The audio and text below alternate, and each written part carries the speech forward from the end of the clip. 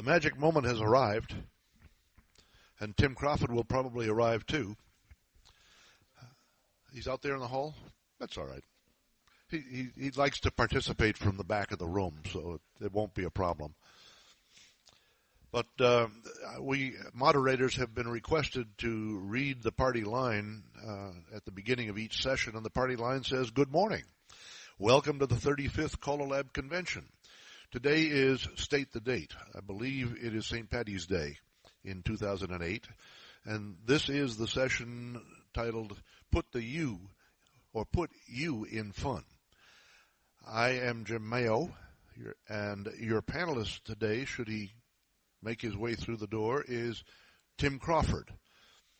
And he's from one of those places up north that Jerry made reference to earlier. Our subject is Put You in Fun. There he is. Welcome.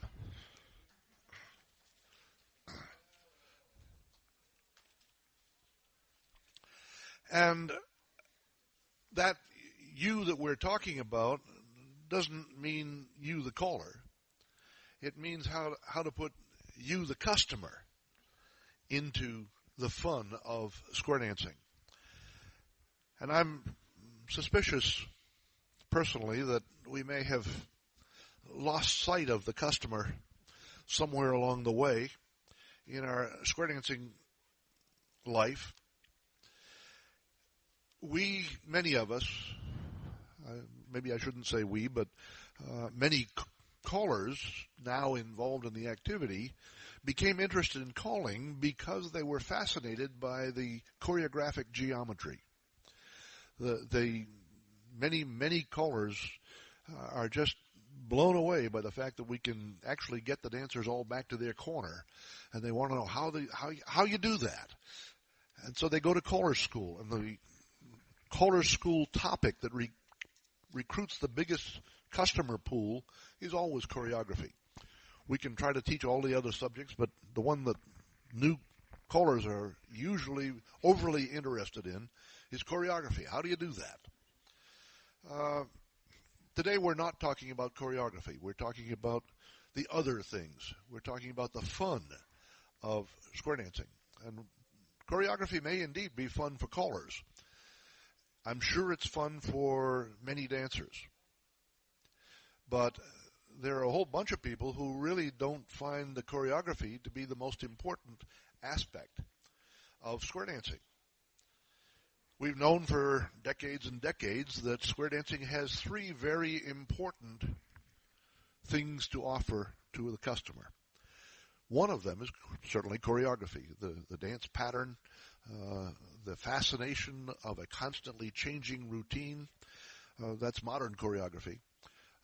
Traditional choreography and early square dance choreography was sometimes fascinating in different ways. It had some interesting features of its own, and the fact that we did some of those things 3 or 4 times the same way maybe resulted from the fact that they were so complicated that we had to do them 2 or 3 times to get them right.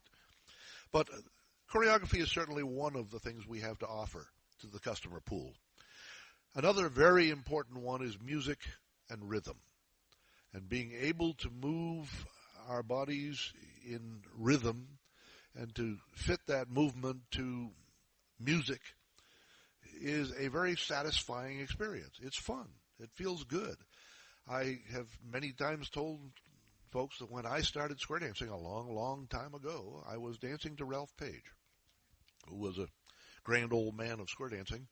And Ralph called in the southern New Hampshire area, and I went to Ralph 3 times a week. I was a teenager. I was 16, and I went 3 times a week for the first 2 years of my dancing experience, and Ralph never changed one word of the program. It was the exact same dance every time I went. I was a teenager, and I loved it. I did, over a period of time, get to be a better dancer. I learned to swing. Learning to swing was a major accomplishment because swinging was an art form. It still is, and a whole lot of people don't know how to do it well. But I learned. People also talk about how cordial and friendly the traditional dancers were. That too is a rumor. It took a good 6 months before I could walk across the floor to join a square and not have it fill or evaporate before my eyes. Somehow they always managed to not have a place for me when I got there. Because then we did contras alternating with squares. And in the contra dance line, people could discover whether I knew how to swing. Once I learned to swing, then I was welcome in the squares. But it took a while. The other thing that we have, the third thing that we have in modern square dancing to offer is sociability. And my personal view is that somewhere in the last couple of decades, maybe even the last 3 decades, the sociability that was the glue that bound us all together in the earliest days somehow got lost. We got our attention shifted, I think primarily to choreography, but certainly the sociability that used to be the drawing card, the thing that satisfied us most, somehow went away. And I have a hard time making that point because I wasn't really into sociability. I was never known as a very friendly person. Joanne will tell you happily that I am one of the least cordial people she ever met. It took her a couple of decades to train me up to be civil. I was into square dancing technically. Even though I really enjoyed dancing, I didn't discover the wonder of people until Joanne finally taught me. But I have become an absolute believer, and from many decades away, looking back, I can tell you that by far the most important thing that square dancing has ever given me has been the friends that I have made. And the thing that makes this convention worth coming to for the 35 years that I've been coming to it is the fact that I meet my friends from all over the world. They come and we are in touch with each other here, as in no other place. And square dancing has given that to me. It is a huge, valuable part of my life. I'm afraid that we aren't paying enough attention to that aspect of what we have to offer in the way we are selling our product today. And that's the you that I want to talk about today. It's a different activity. On the internet, Clark Baker, I don't dare to participate in the communication on SD callers because I can't refrain from expressing my real thoughts. So I don't read. But Clark Baker every now and again sends me the important things that I should know, and he recently sent me something posted by Daniel Heffron. It was forwarded to me, and I'll quote briefly. He said, I started dancing in 1984 when I was 16. Yes, there were already lists. I was taught all the way through plus because there were no MS dances in the area. Classes had squares of new dancers more than willing to go through the 26 weeks or so of torment to learn. And then he said, I stopped dancing. I had family and children. When I returned 4 years ago, something changed. We went to our first dance. Everyone seemed to have a good time, smiles, hugs, etc. But when the dance was over, we were not invited out to pizza or ice cream. We felt a little slighted, but no big deal. We'd look elsewhere. Went to another club, same thing. In my humble opinion, this is the biggest problem with the activity. People of all ages will go through huge amounts of pain to get something that they want. Most importantly, they want friends and to be accepted. They want to participate in an activity where they can have something to talk about over pie and ice cream. The sociability aspect that was so much a part of modern square dancing for the first 20 or 30 years that I was involved in it has become much less so as we have shifted our focus to new and fascinating ways to make things intricate. The health of a club in the earliest days could be assessed by the proportion of the members who came to the Halloween dance in costume. The biggest attendance we ever had was at the Christmas dance. When we had a potluck supper, everybody brought food. That's not the way things work usually these days. There are some places where that practice still happens, but they're not everywhere. The other problem we have is a lack of leadership. In our area, clubs have folded over and over again, usually with substantial treasuries. What they didn't have was a leader. The people who struggled the last 3 years to keep the club surviving finally got tired of doing a thankless job, and they closed the doors. One of the other differences that has come about is the change of leadership responsibility. When I started my first clubs, even when I had 2 of them, I was a non-voting but very recognized part of the executive committee, and I went to every club executive committee meeting. And while I didn't have a vote and I couldn't enforce my views, my experience earned me some respect, even though I was younger than everybody in my clubs. I was a young caller in those days. But even so, I had experience, and they came to me to ask what they should do in running the club and how the club should be organized. These days, most of the callers I know have never been to a club executive committee meeting. That puts you out of touch. I hate it when I stand up here as a grand old man from way back when telling you how great it was then. But I do believe that we can learn something from past experience. And I believe that the you that we should be putting into the fun is the individuals who are our customers. We ought to find ways to let them interact with each other, because I believe that the ingredient we have sacrificed that has cost us a great deal of our appeal is sociability and the contact with people. One man's opinion. This is an opinion program, and we have a microphone, and we're going to open it up, but not right now.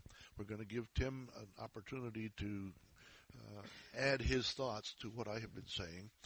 And so we invite you to pay careful attention to one of our wise members from the great North Country, Tim Crawford. Thank you.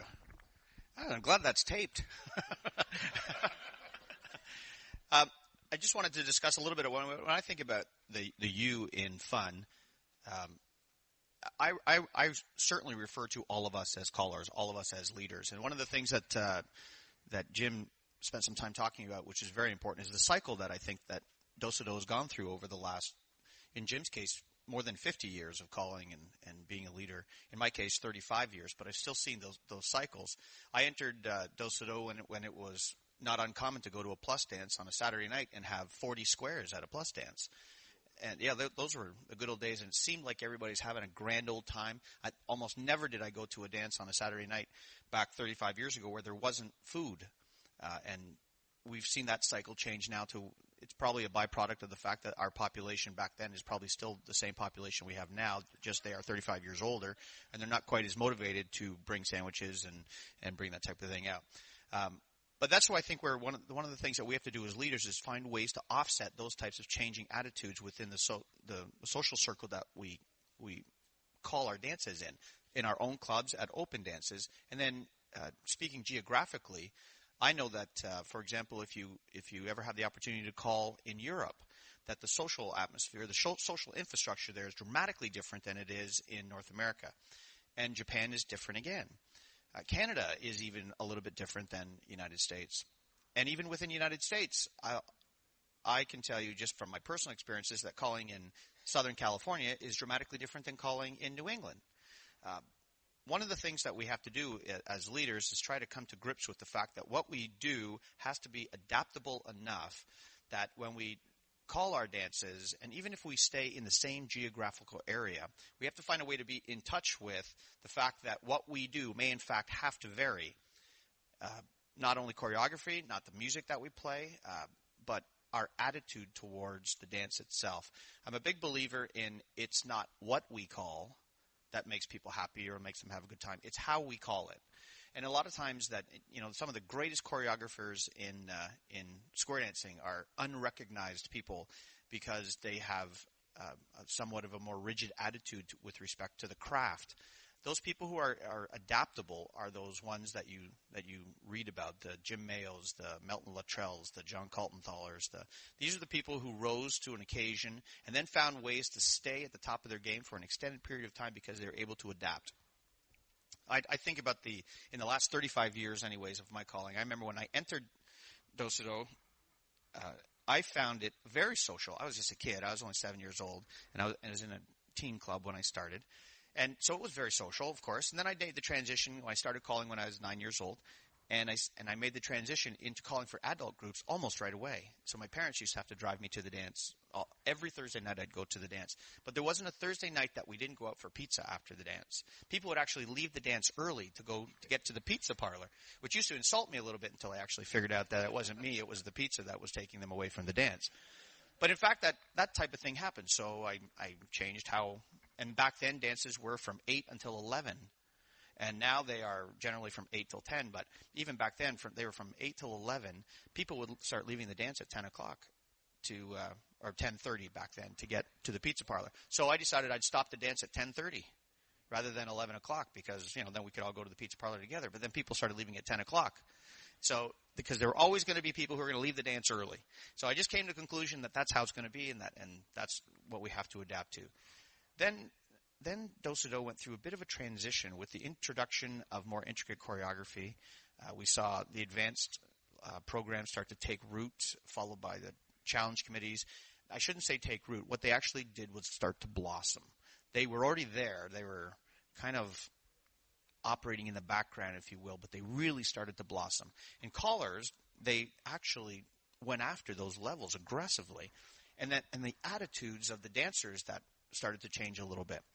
And they changed from what I call recreationalists, where they went to the dance just to have a grand old time and have fun and meet people and just have a great social time, to they went from recreationalists and they became hobbyists. And some hobbyists take their hobby pretty darn serious.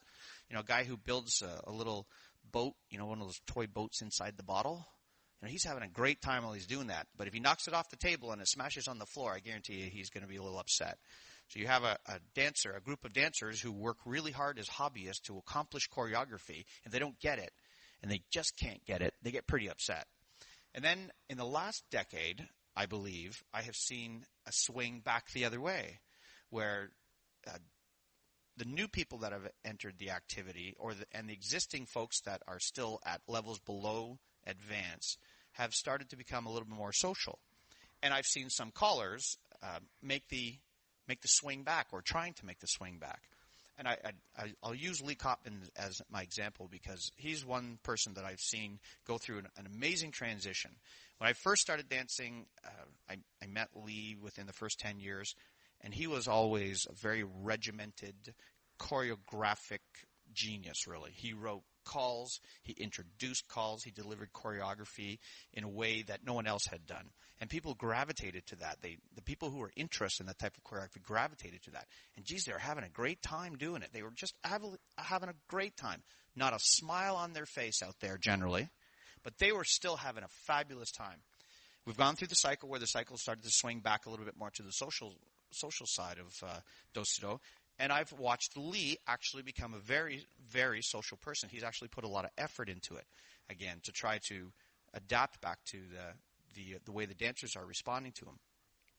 And I think that's important. One of the things that we have to recognize is that people respond different to you in different areas and in your different calling styles.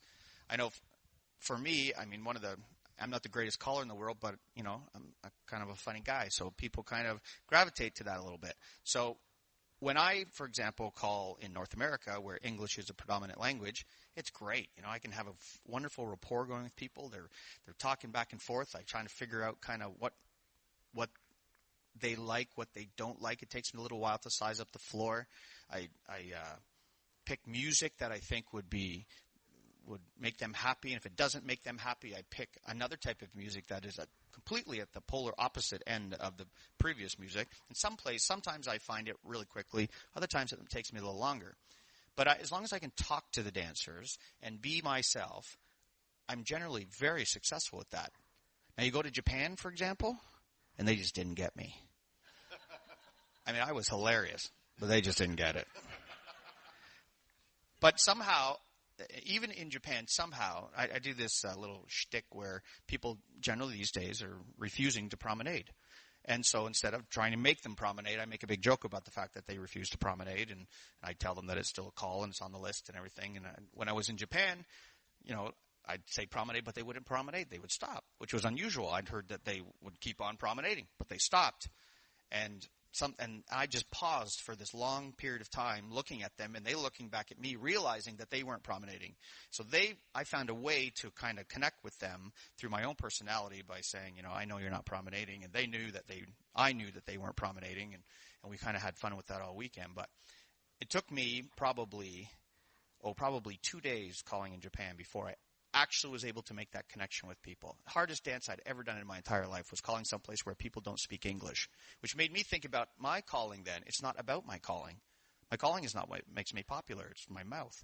So that and that realization that there are things that within yourself that you can do to make people have fun is very important.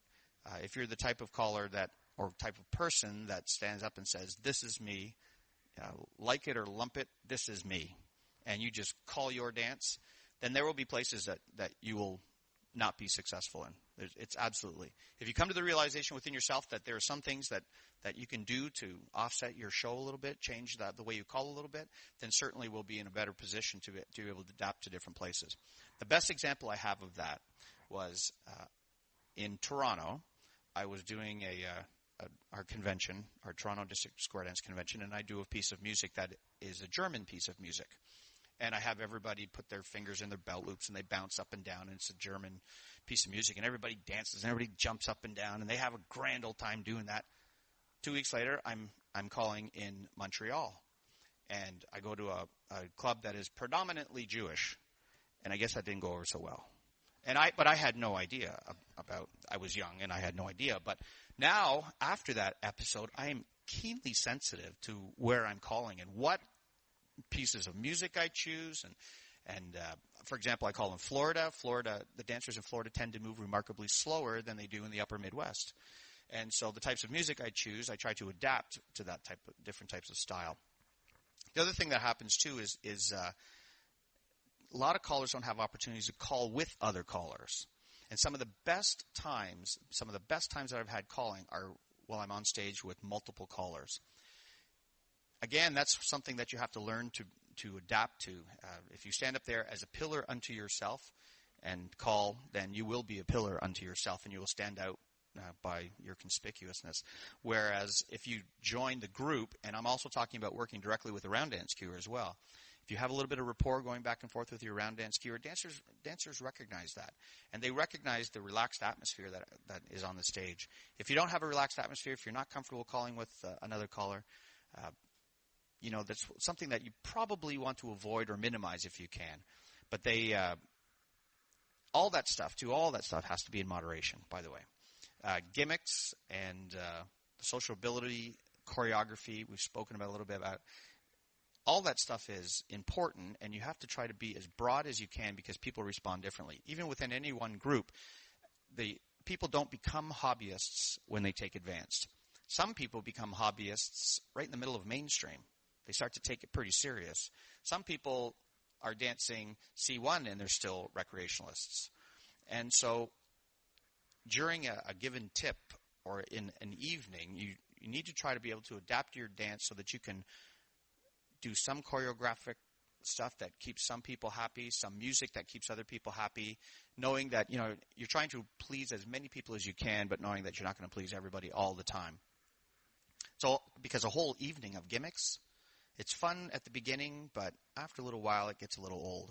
An entire evening of some pretty tough DBD stuff, some people are going to love it. Some people come up and tell you that was fabulous. And just as soon as that person leaves, there's another person standing there to tell you how awful it was. And so those extremes, if you will, and there are multiple extremes, not just gimmicks and choreography. There's music. There's There's atmosphere within a hall. One of the things that I do when I first get into a hall is size up the lighting. I'm constantly surprised how big of a difference that makes in the atmosphere of a dance. If you go in and those halogen lights are on and it's really bright, it seems very sterile. And if I can turn off a few of the lights in the room and make it a little more like this, dimly lit, and it seems like people relax a little bit more and they have a little bit more fun. Or maybe that was a psychological thing for me, but it seems like I can, within myself then, I'm a little more relaxed and I have a little bit better dance sometimes. One of the other things that happens, I think, too, is that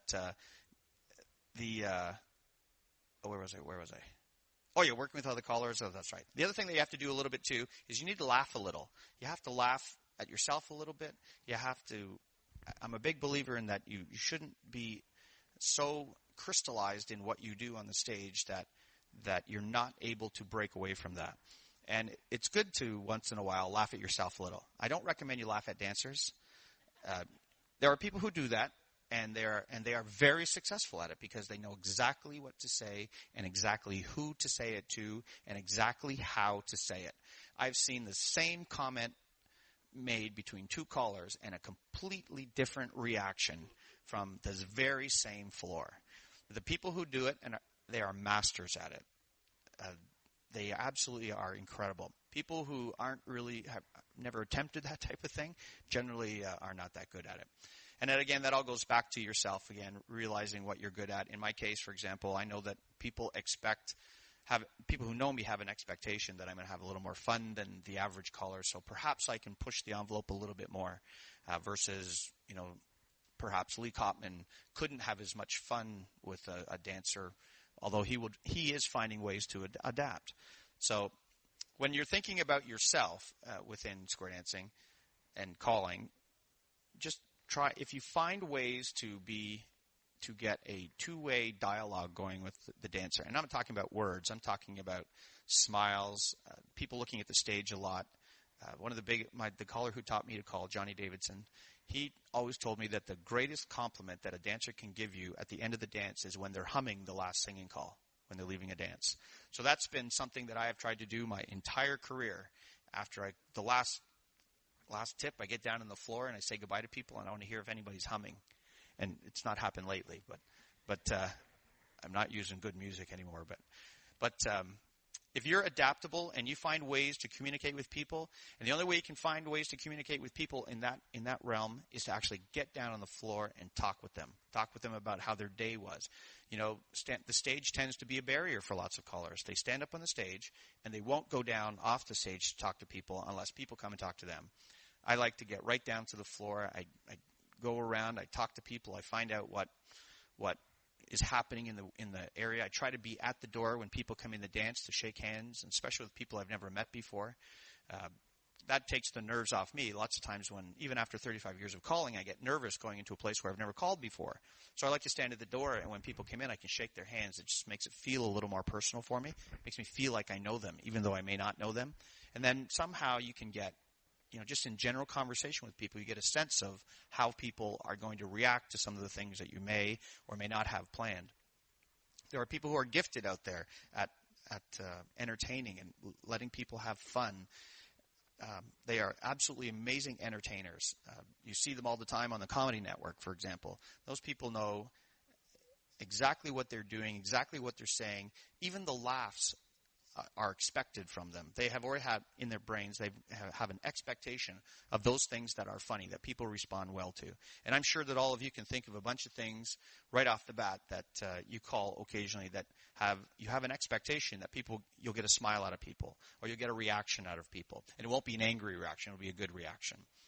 So I encourage you to really think about yourself and your relationship with the dance floor and each individual out there on the dance floor. Sometimes you make individual connections with people, too. That's as equally as fun for all the rest of the people in the hall to watch that type of a reaction occur. Again, you have to be very careful how you approach that type of a thing, but it can be very, very successful. This is an open forum, so we really want to hear about all the things that you do that or have done in the past that have resulted in fun. And So if anybody has anything you'd like to say, I'd like to open the floor, and we'll talk as much as we can talk for another half an hour. Contributions, go. Make sure you say your name. Is this? Can you turn this up a little bit? Give me a little more volume on this, please. Sure. Okay. It would be mic 1. Okay, try that. Okay, that's a little better. Walt Burr from the United Kingdom. Try now.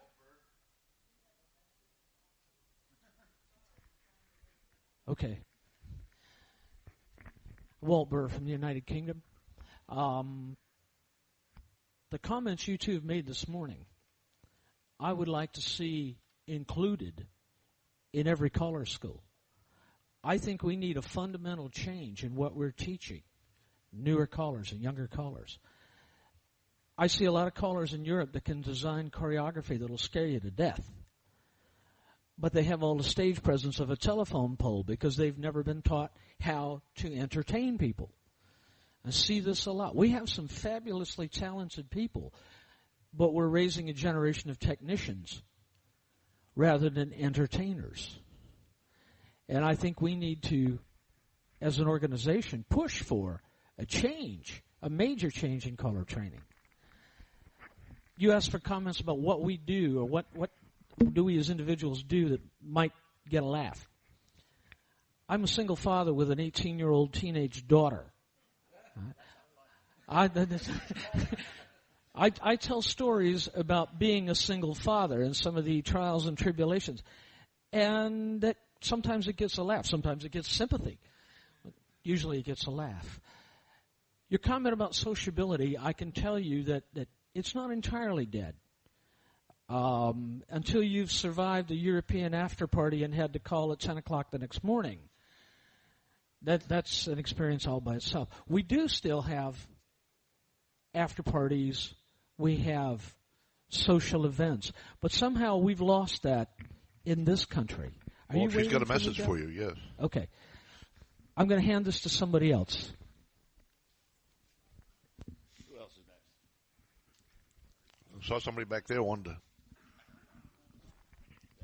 While you're doing that, I have a quick comment about that. He brought up a good point about caller schools and the curriculum, about trying to make callers be a little more entertaining. Interestingly enough, I'm a big believer in that callers don't make this type of callers. The dancers make really fun callers. So, again, it's all about the reaction between the dancer and the caller. So if somebody is approaching the activity in a certain way and dancers don't respond, then you're probably never going to be that well accepted. So if you when you're in a caller school situation, callers need to be the caller coach curriculum, for example. I think it does address that a little bit about the sociability and all, but emphasis on that is there's going to be more emphasis on it because I believe our social infrastructure is starting to swing back that way at this point. So I was just going to identify yourself, please. Lee Radnan and Delk. No, Daryl Clendenin. I was just going to volunteer to pass a mic, and he handed it to me like I had.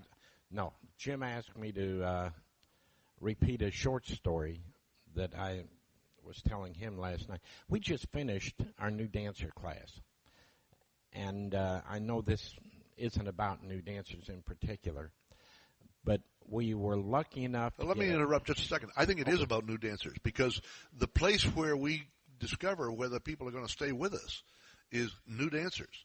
The transition from the new dancer state into the existing group is, I think, one of the most troublesome points in our entire activity.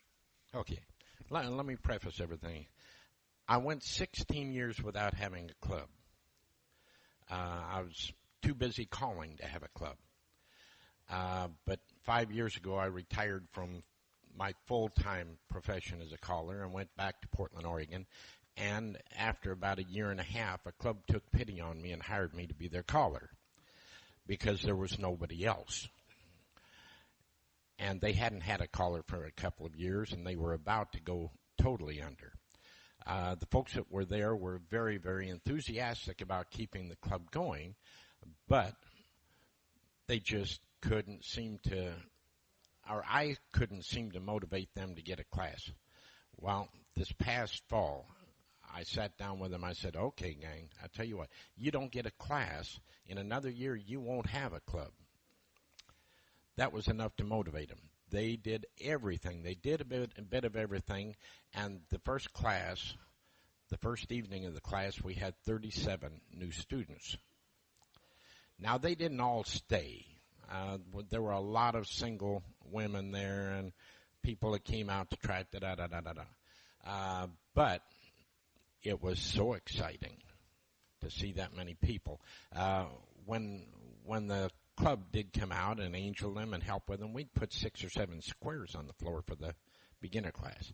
That's exciting in itself. That felt good. I told the club, I said, okay, you've got these people here now. I can teach them how to dance, but if they're going to stay, it'll be because of something that you do. You have to get out there and be with these people and make them feel like they're a part of what you are. This is the social part that Jim's talking about.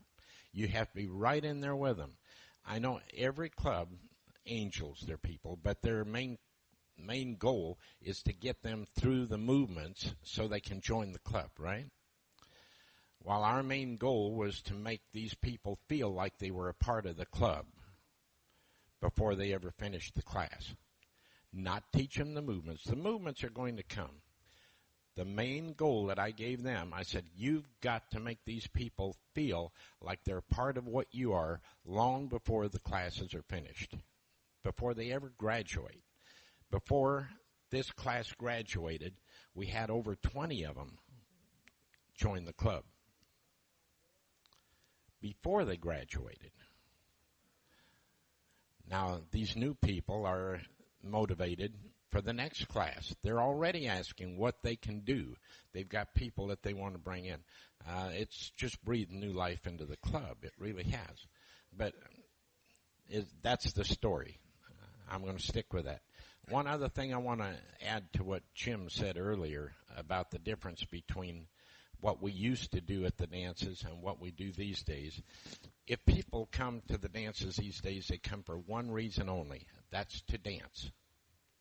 From the minute they walk in the door till the minute they leave, you've got 2 squares, 2 rounds, 2 squares, 2 rounds, 2 squares, 2 rounds. Good night.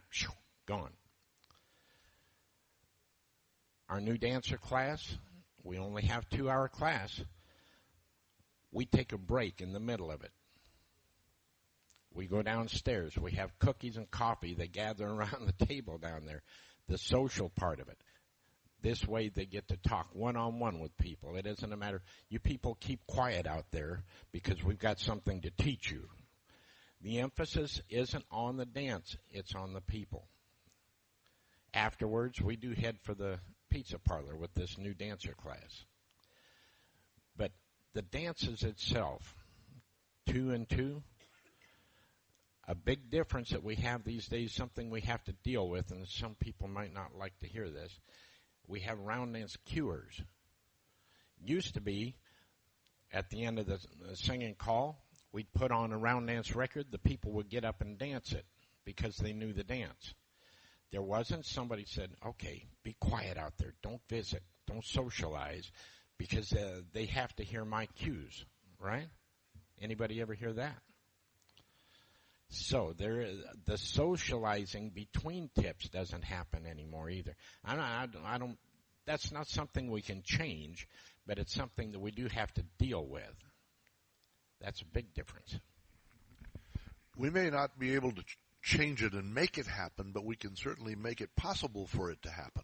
Thank you, John. Ruth Edison, we have 7 new couples, and they started dancing, and they were really having fun, and they've stayed for 2 years, and now they've brought in more people, and they just love it. They think it's wonderful. So, it depends upon what happens at your club. We all know that the best recruiters are the new dancers. The people. Pardon me?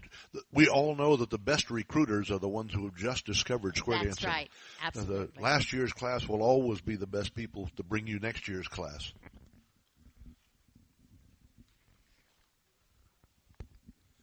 Well, my name is Dennis O'Neill, and Jim and I are actually doing session tomorrow on winning ways. Don't give it all away today. Well, I think you're absolutely right in the fact that it's got to be more social.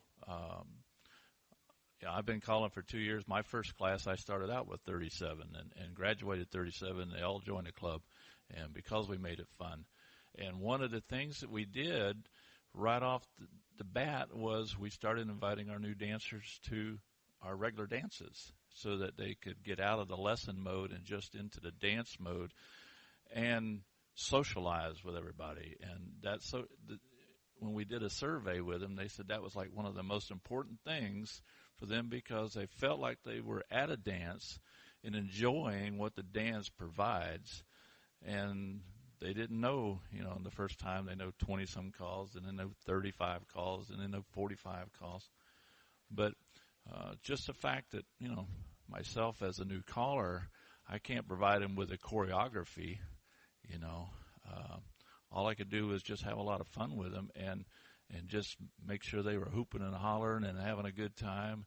And because they're adults and they've got a million other things they can do besides being yelled at and talked down to as kids, And the overwhelming response was, I didn't know this could be so much fun.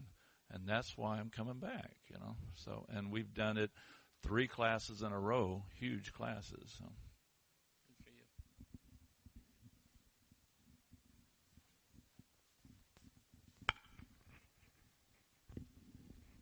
Jean Beck, and we are United Square Dancers of America, so we come from a dancer's perspective. But we love to be reps to CALLERLAB. It's fun to see all the familiar faces, and we also learn. This is how we learn, and we take information back, and we hope we could share a few things, too. One thing about our caller, if you know Dave Sutter, he's a wonderful person. He has a big enough ego that he can be up on the stage and be very comfortable, and he makes it a fun dance. But he also comes down and talks to everybody and he gives all the women a hug. I don't think he gives you one, does he? But and we feed him steak once in a while so he doesn't burn out. But the first tip, he calls it very quickly, throws in everything he knows, and that's how he determines what he can call the rest of the night. He doesn't purposely try to break you down. Another caller in our area calls. The second tip, I can guarantee you that he will break you down. People don't need that. We feel dumb enough without that. I don't dance the second tip to him. I dance otherwise, but not the second one. Here's some sociable things that we can suggest. We do the trash pickup. We have the Adopt a Highway. It's close to our house. We tell everybody come to our house first. Our caller is safety director for the company he works for.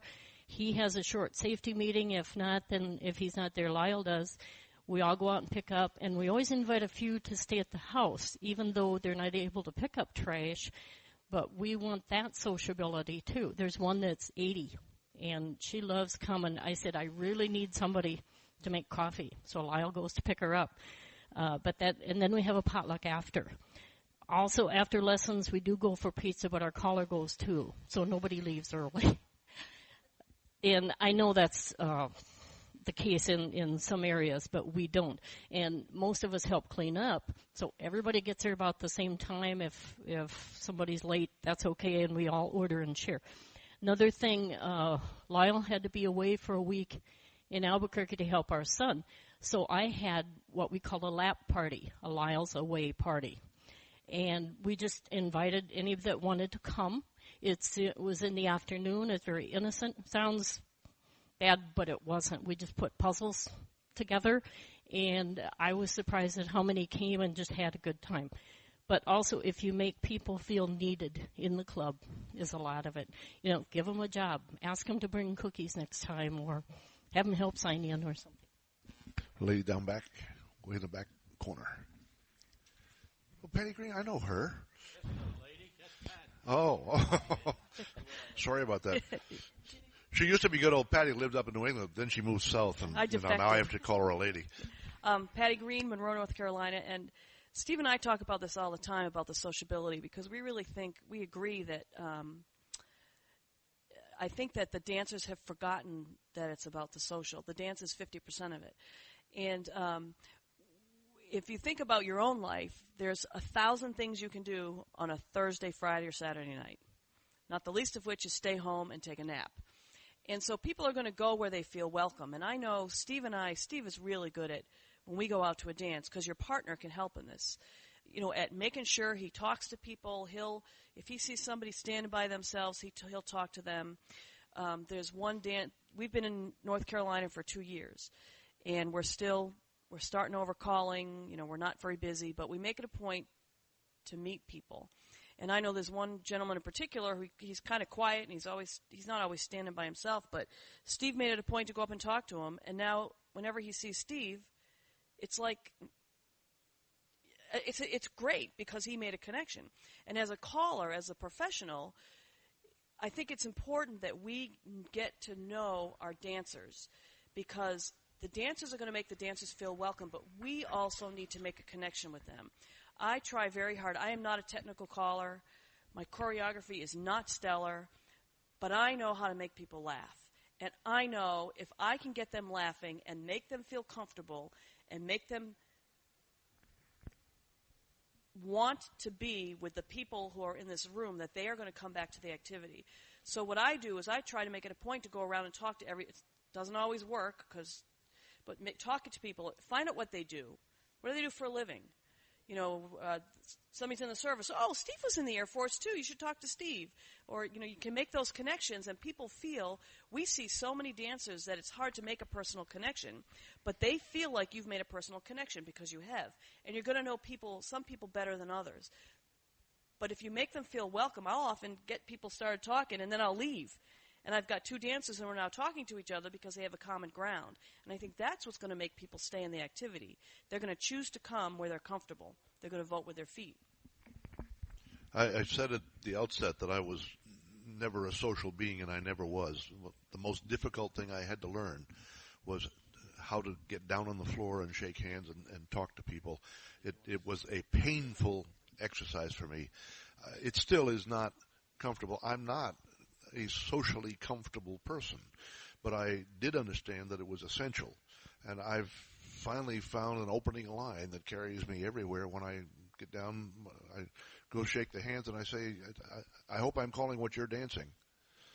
And it almost always opens a conversation, but you need some kind of an opening line that will get things going. And if you can find one, make yourself get to the floor and shake those hands. Susan Morris from the greater Seattle area. Up in our area, more and more clubs are going to guest callers, so it's hard to have the leadership position of attending monthly board meetings or club meetings. But so I'm not a club caller per se, but I teach for a couple of different clubs that do have the fun in square dancing. One club in particular, well, actually both clubs have photographers. And so within 1 day or 2 days of a dance, there are pictures on the web or pictures in the club scrapbook at lessons the next week on what happened that was fun. So if you weren't there, you see immediately what you missed. And they do go out for coffee or pie afterwards, or at least the ones that are close to the club. Another one of the things that I also referred to a couple of things. It's interesting listening to you all talk, because I was going to say hopefully there's going to be an undertone of the swing back to sociability, but it's an overtone. We're all talking about how important the sociability part is back in square dancing, and I think the dancers are starting to talk about it more. Yeah, we're preaching to the choir here. And I find it interesting, too. I'm a bit of a studier of demographics and stuff, and so the last 15 years I've been studying demographic, reading books, and in the late 1990s and early 2000s there was a social demographic phenomenon they called cocooning. Have you heard that term? Cocooning is where people, they got all the interaction and enjoyment out of life by staying home watching TV and playing their computers or video games, so they weren't really reaching out and touching somebody. And then the catastrophic event happened on September 11th, and so now the psychologists are saying that demographically, those people who were cocooners suddenly have started to make a shift back to, in the last 5 or 6 years now, to try to reach out and touch somebody and try to become more socially interactive with people. I'm actually seeing it a little bit more, and we're seeing a little evidence of it. They're talking about how bowling clubs and Rotary clubs and those things are starting to see a little bit more of a return to that. And it's all about the sociability aspect again. People have this, I guess, this feeling that they need to reach out and touch somebody. And do-so-do, square dancing is absolutely perfect for that. That's exactly what we do, is we reach out and touch somebody, and we do it to music. So it's kind of interesting hearing you all say that type of thing, because it kind of coincides with what, the researchers are saying in the last little bit. Dennis? I was just going to say, like Patty, Dennis O'Neill from Colorado, I found it very important to, as Jim said, to find that line. And usually my line is, "Are you having fun tonight?" And that usually starts the whole process. And to greet and to meet everybody and talk with them, because I think the dancers feel like if whoever's up there, the caller, comes down and gets with them a little bit, now they have a real connection to the star, whoever that is, whether he's a big star or little star. But one of the things we also have is, like, I don't want names, but we have a caller who's a great caller choreography-wise, but he tends to break the squares down. That seems to be something he wants to do, and that takes the fun away from the dancers. And I think as long as we keep the dancers dancing, it doesn't have to be really wild and outrageous, as long as it's fun. But if all your job is to see how fast you can break the dancers down, we're gonna cost us to lose dancers. Lyle has a comment next, but while you're getting there, let me note that I hear all of you saying that the choreography isn't the thing, and you're singing my tune, and I'm pleased to hear it. But it is still, those of us who teach color schools know that the thing that brings students to color schools is choreography. Not every school does a superb job of teaching the social issues, and in fact our color coach training manual has very little to say about developing sociability in a club. It's one of those points that when we wrote that book back in the early 80s, we weren't thinking much about that. We were into choreography and how to make the mechanics of our trade work effectively. I hope, are coming to a realization, and the number of you that are here joining in the chorus pleases me and gives me hope that indeed we are turning the corner and realizing that the thing that draws people to our activity is sociability. And one of the things I've read recently is that the growing churches, and there are some huge church congregations, the leaders of those congregations build them by looking for ways to make small groups work together. We have the perfect small group social activity to offer. Perfect. But we aren't selling that. Lyle Beck with the United Square Dancers of America. And what Gene said earlier, we look at it from a dancer's perspective and not a caller's perspective. And we find that this trash pickup twice a year, it's just a little thing, but it's a real bonding experience for our dancers. And for weeks after that at the dances, people are talking about it and trying to integrate even the new prospective dancers, the student dancers in with that. We've been dancing about 22 years, and our Christmas potluck is our biggest dance of the year. It just draws the people out.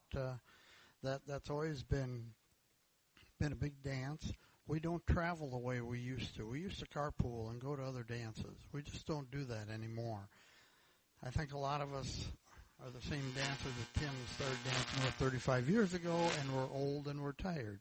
That's part of it. But we aren't promoting to the newer dancers, hey, let's go to Independence, which is 60 miles away, and that's our closest dance we can go to. But we don't promote that because I don't know that we have the energy to go that far that late at night anymore, We used to do a lot of camping. We had a big camping group of our square dancers, and that's kind of gone by the wayside too. I think part of the problem too is the leadership in the club. It's hard to get leaders. And so as a result, the last while, we've had several newer dancers as presidents, and that's fine, and we've mentored them and tried to help them along, but they don't know the history of it. And I think as a caller, you can encourage the leadership to promote these social activities. Hey, let's all go down to Swiss Valley Park Saturday when we don't dance. Let's all go down there and just have a fun night around a campfire. Get some bonding, and I think this all helps because for us, outside of our families, square dancers are our social life, because you spend too much time and you don't cultivate the other people. So the social aspect, I agree 100%. Right here in front, yeah. I'm Justin Russell, right outside of Memphis and Bartlett, and I just started calling for 2 clubs. And my problem has been kind of like the opposite of, y'all are having a lot of great ideas, but we have a picnic every year, but none of the dancers want to go because that's an extra thing that they have to cook for, or they don't. We dance till 10, but about 9:40, that's probably our last tip, and they, just want to cut it short. And so, like, I just took over both of these clubs. At one, the caller passed away, and so I took the club. And actually, that happened for both of the clubs. And so, like, I'm trying to bring new ways to have fun, but it seems more of a chore to come out every Thursday night. So they don't want to go for pizza. They're tired because, they've been here for 2 hours. And so I don't know how to juggle that because they certainly don't want to add another thing onto the list. So I don't know how to. I think that's a very important point. And let me ask you, how old is the group? Are they older people like us?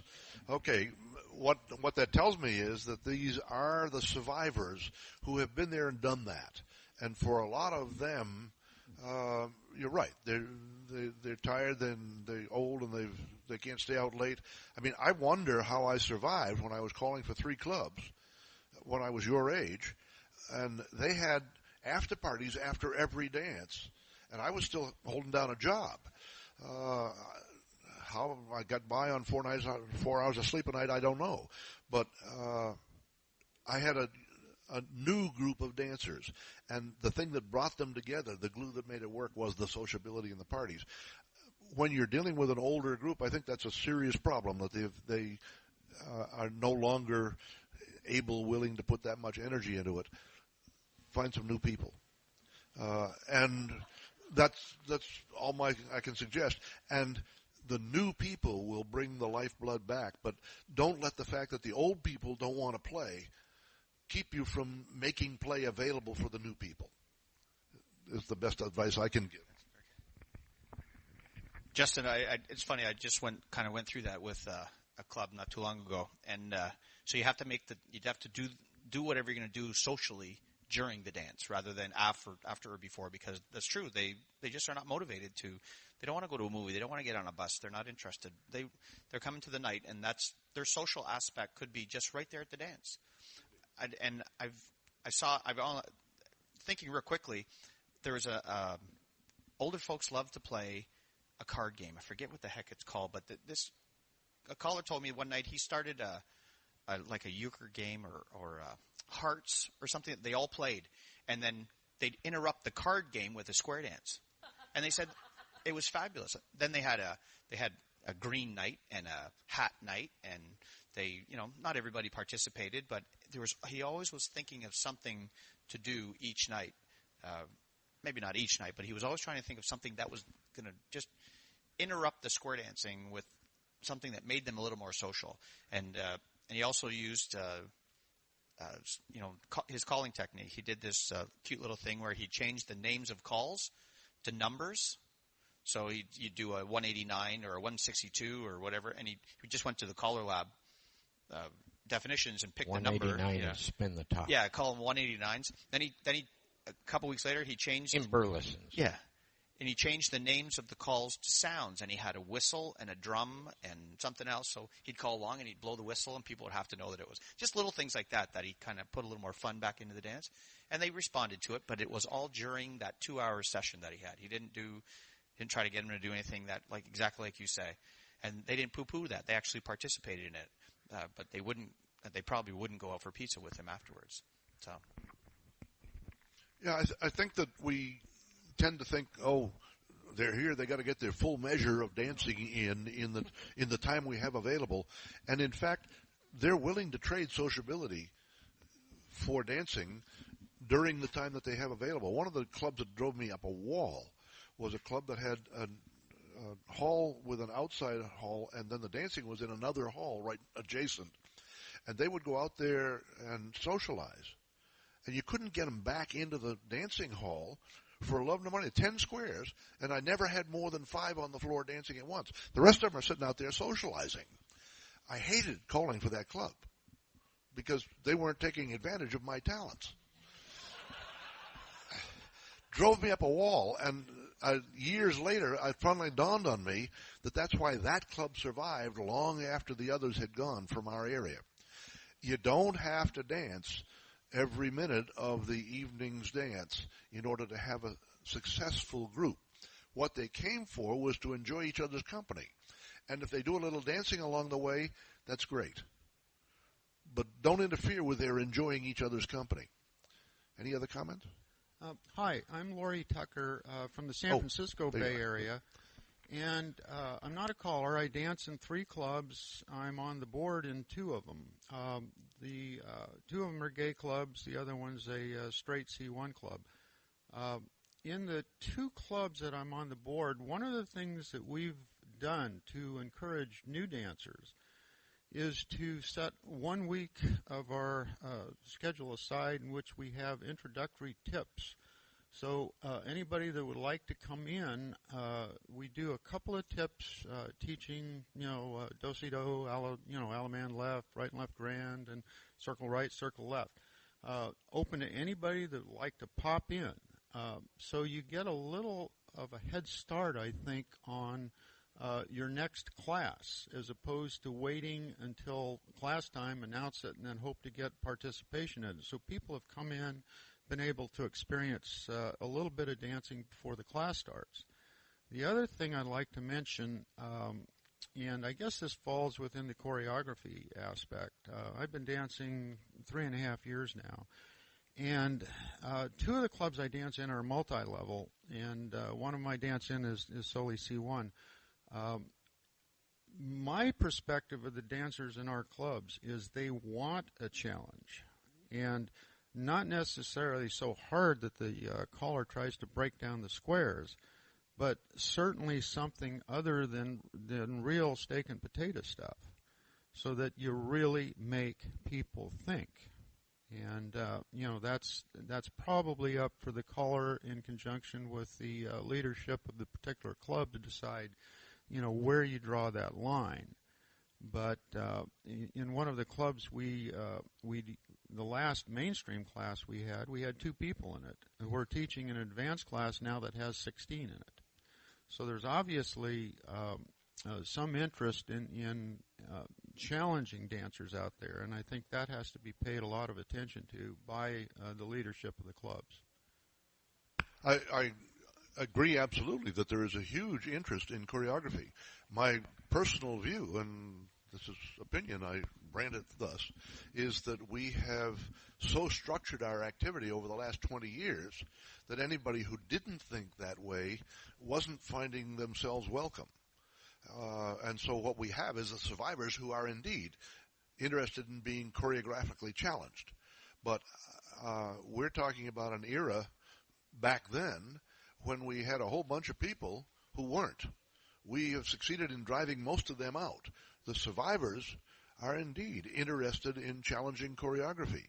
But if we want to build the square dance activity, I think we were supposed to stop at 11:45? I thought we were going to 12. Oh, thank you. Yeah, right. But so what we're talking about here, admittedly, there are a whole bunch of people interested in the challenge of choreography. We can provide that in spades. We've been teaching it skillfully in a whole bunch of other programs. What we have been talking about today is the other side of the square dance activity, which I believe will appeal even to those who are not interested in choreographic challenge. What I have found is that even some people who are hot rod challenge interested are more than happy to be social too. Are you pointing at somebody that wants to say something? Last comment. You got it. Paul Walker, North Carolina. My background is in marketing, and between the year 2005 and 2015, there's going to be 78 million baby boomers retire. These people have worked all their lives. Both husband and wife basically have worked. They didn't have time for social activities. They raised their children, put them through school. Now they're going to be looking for something to do. There are strategies to penetrate that market, but they don't exist in our strategies today. And so it does need to change. And that is where our new market for our clubs are going to come from. It's out there. Let's take advantage of it. Thank you all for coming. It's been a pleasure.